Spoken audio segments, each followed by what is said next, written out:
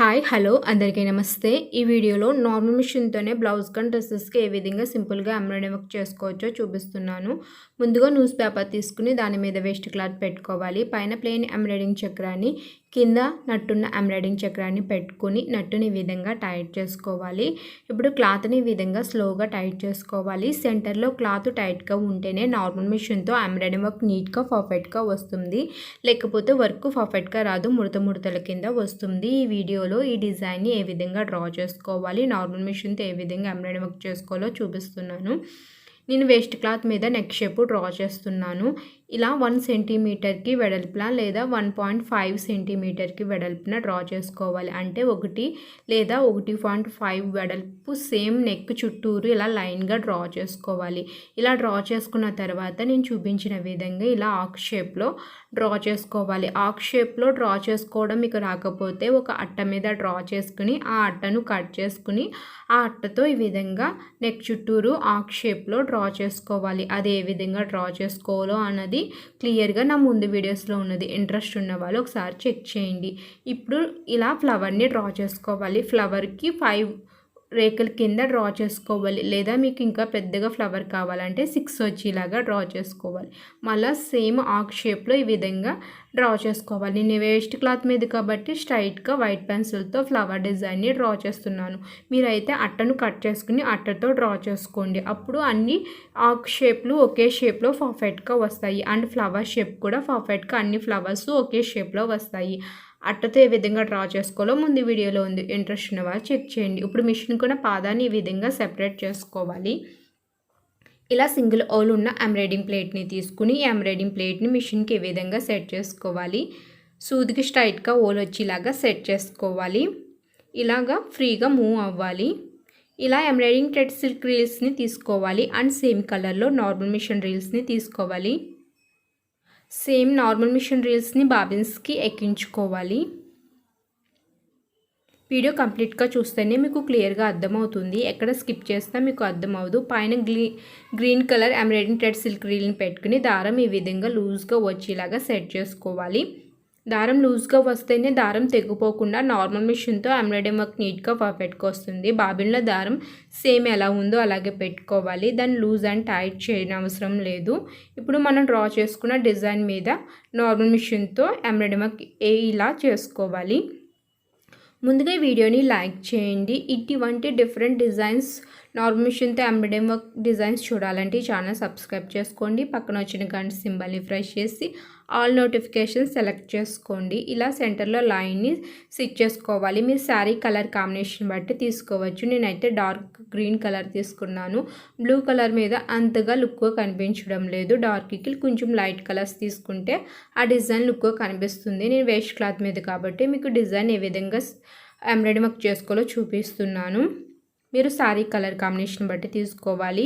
సెంటర్లో ఇలాగా డ్రా చేసుకోవాలి. లైన్ కింద సగం వరకు ఈ విధంగా క్రాసింగ్స్గా ఫిల్ చేసుకోవాలి. మనం డ్రా చేసుకున్న డిజైన్ షేప్ పర్ఫెక్ట్గా వచ్చేలాగా ముందుగా స్టిచ్ చేసుకుని తర్వాత సెంటర్లో లైన్ని స్టిచ్ చేసుకున్న తర్వాత ఇలా క్రాసింగ్స్గా స్టిచ్ చేసుకోవాలి.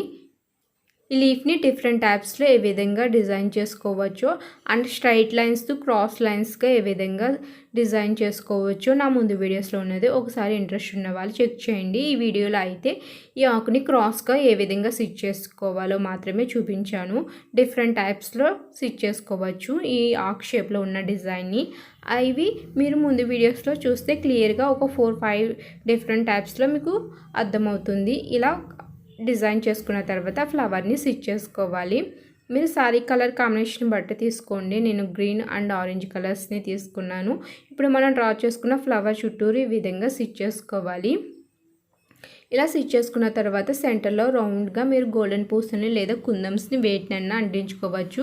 ఇప్పుడు నేను స్ట్రైట్గా స్టిచ్ చేస్తున్నాను. ఈ ఫ్లవర్ మొత్తం ఇలా స్ట్రైట్ లైన్స్తో ఫిల్ చేసుకోవాలి.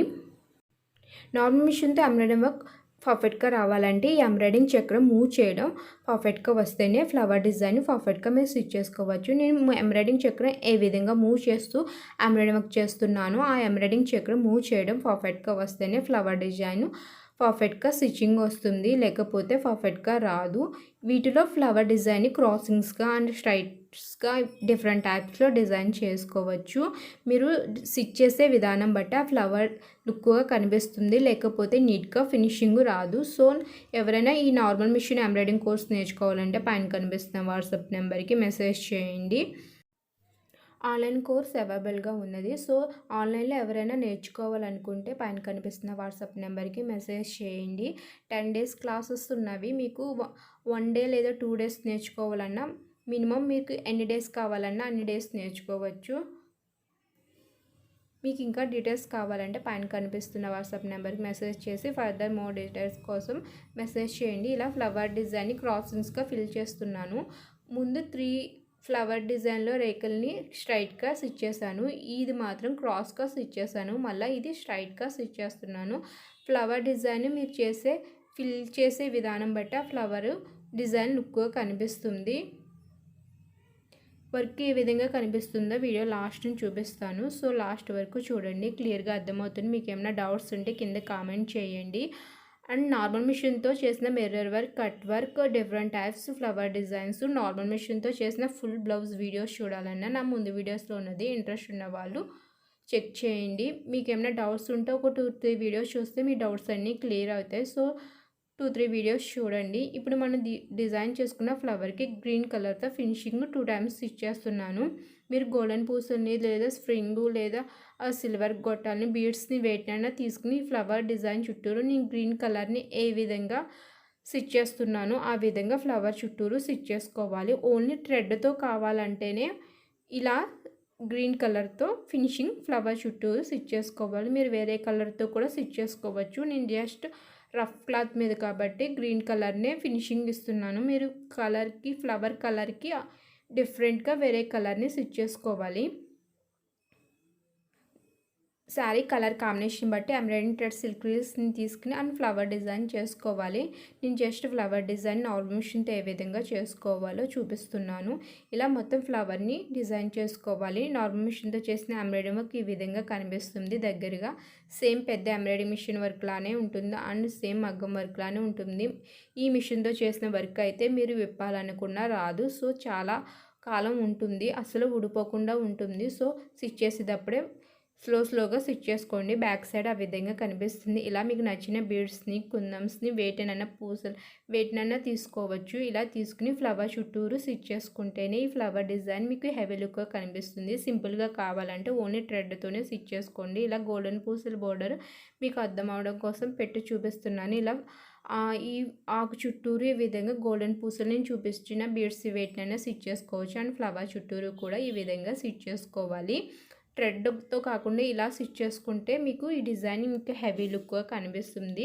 ఈ వీడియో నచ్చితే లైక్ చేయండి అండ్ సబ్స్క్రైబ్ చేయండి. ఈ నార్మల్ మిషన్ ఎంబ్రాయిడింగ్ కోర్స్ నేర్చుకోవాలంటే పైన కనిపిస్తున్న వాట్సాప్ నెంబర్కి మెసేజ్ చేయండి. మొత్తం బ్లౌజ్ కంప్లీట్ అయిన తర్వాత ఈ విధంగా కనిపిస్తుంది. వీడియో క్లియర్గా నార్మల్ మిషన్తో ఏ విధంగా ఎంబ్రాయిడింగ్ వర్క్ చేసుకోవాలో అర్థమైంది అనుకుంటున్నాను. Thank you for watching.